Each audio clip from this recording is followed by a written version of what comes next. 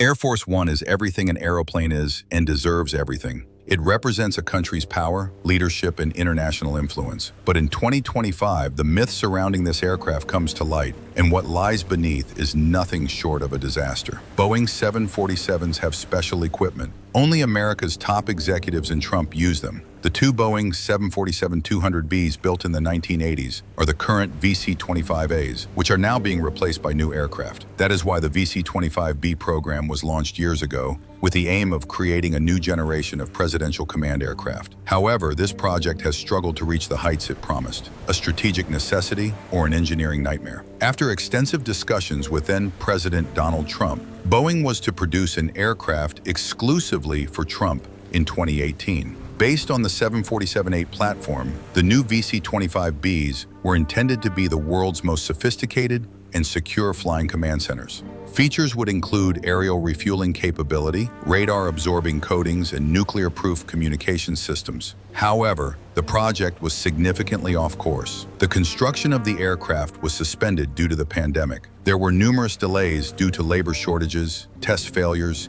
and chaos in the integration of systems. The initial target of the end of 2024 was pushed back to 2025, but even that is now up in the air. Costs have increased due to the pandemic, and the budget has increased with it, from $3.9 billion to $7 billion. 747-8, gift from Qatar, a political surprise. In the midst of all this, a surprising development made headlines around the world. Qatar gave the U.S. a Boeing 747-8 in a luxury configuration.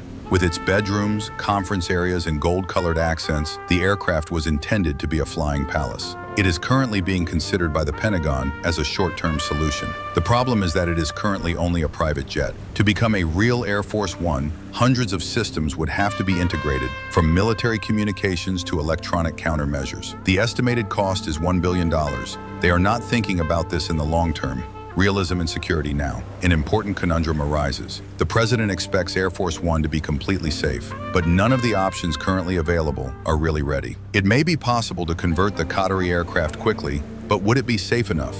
The VC-25B could take many years to produce. In the meantime, how will the leader of the free world travel? This is not just a technical issue, but a constitutional and political one. Because Air Force One is more than a mobile office, it is the airborne core of the national security chain of command in emergencies, including nuclear war. For a president who makes his decisions from 35,000 feet, survival is more important than anything else. And there are still unanswered questions. In addition to being a means of transport, Air Force One is used as a diplomatic location, serving as a nuclear crisis shelter, a war command center, and a flying representation of world leadership. Therefore, the constant postponement of the VC-25B can jeopardize the security of the country. What does a real Air Force One have to have? The list is almost as long as a naval warship. Protection from electromagnetic pulses, EMP, communication systems that continue to operate even in the event of a nuclear conflict, integration of NATO encrypted communications, medical facilities on board, the ability to refuel aircraft, and continuous online operational control that allows the president to manage in any situation. In other words, it offers the president the opportunity to do everything here.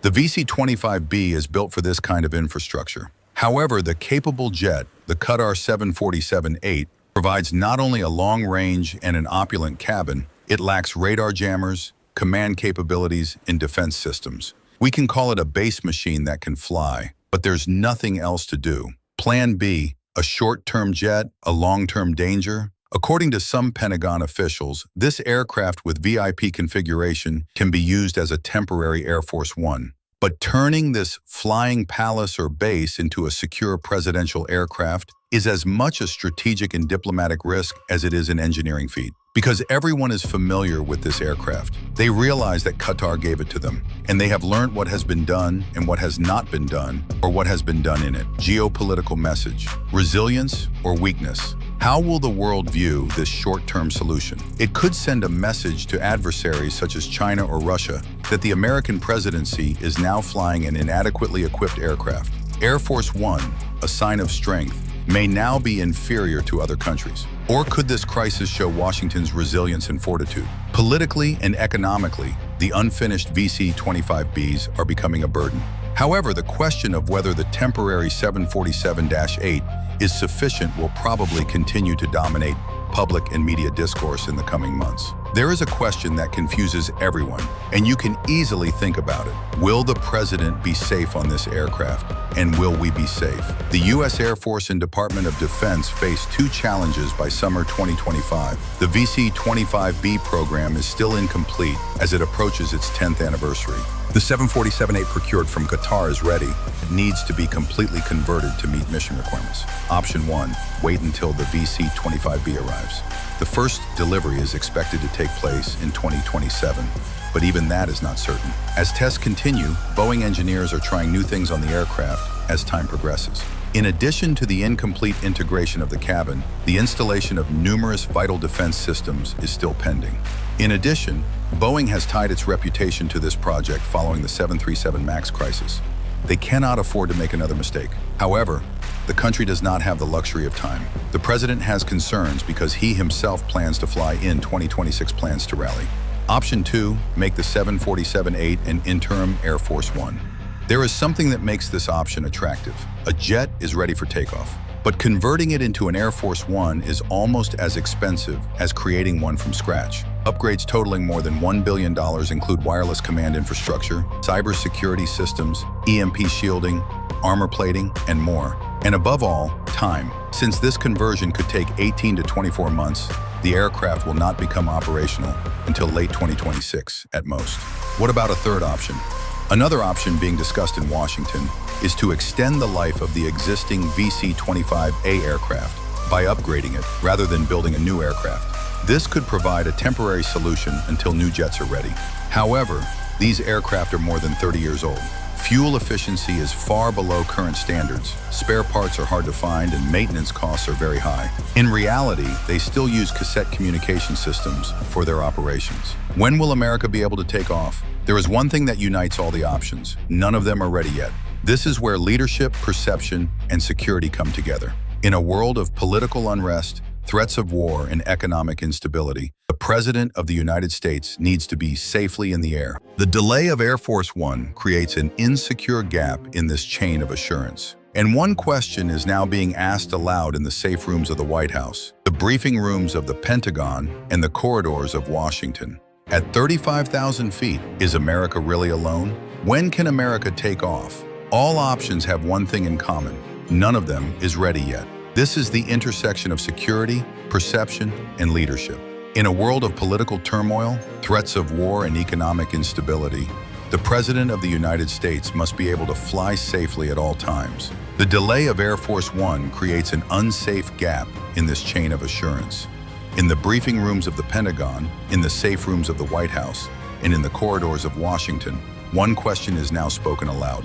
Will America really fly on its own at 35,000 feet? The decision facing America is clear. Either accept the political and engineering risks or limit the most powerful representation of American leadership to a temporary frame. It is at this point that the debate turns into something deeper than engineering spreadsheets, safety procedures, and budget notes. Air Force One is now much more than an airplane. American resolve is now projected from the air. Air Force One is not just a vehicle, but a flying representation of strength, stability, and national will. There is often reason and diplomacy, as well as justice, at 35,000 feet to shape the decisions made in the White House. So the future of Air Force One is as much a matter of national identity as engineering. America's plan is to rule countries all over the world. The VC-25B is not only a technological failure, but also a test of the ability of the Pentagon, the White House, and the defense industry to work together. Prolonged delays, expensive repairs, and short-term fixes are indicators of a crisis centered on what should be a representation of presidential authority. But what will this crisis lead to? The silence of an airplane that has been on the ground for years? Or when an airplane takes off and a country regains control of the skies? The jet's fuselage is where the presidential chain of command begins. But if that jet can't fly, how can decisions break through the clouds? And that is the most important question. Can a borrowed aircraft really be trusted with the security and leadership of a country?